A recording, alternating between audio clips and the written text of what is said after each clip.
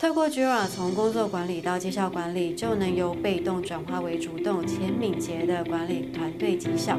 也能让成员同时检视自己在团队中的工作效率，并且进行调整，打造出高敏捷、高效能的团队。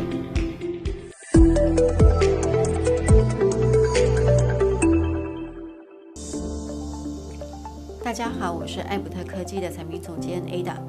上一支影片分享了目标管理工具 OGSM 之后，紧接着就要跟大家分享如何使用工具进行工作与绩效管理。现在来跟大家看这张图表，我们先看左上的部分。Jira 可以协助每个人去建立自己的工作项目，还有排程，让自己能够时时刻刻去检视每一周或是每个月的工作安排。再来，我们看左下这张图表，大家可以看到，它可以检视的是整个团队的工作进度。那我们可以检视各个成员目前的工作状况与占比，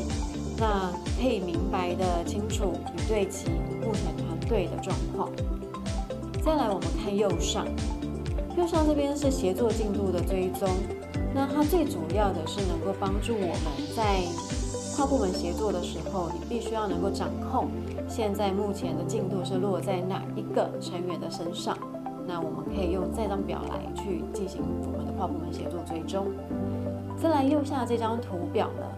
它可以去分析各个专案的占比还有曲线，让我们知道在这个月或者这一季我们各个专案目前开发的人力。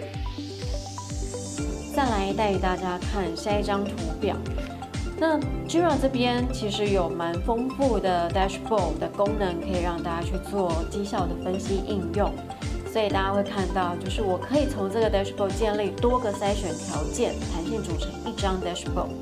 那这个 dashboard 里面可以分析了蛮多，比如说专案的进度、专案的百分比，或者是 story point 它的目前的占比、各个成员的状况，都可以借由这个 dashboard 来去进行我们团队的绩效分析。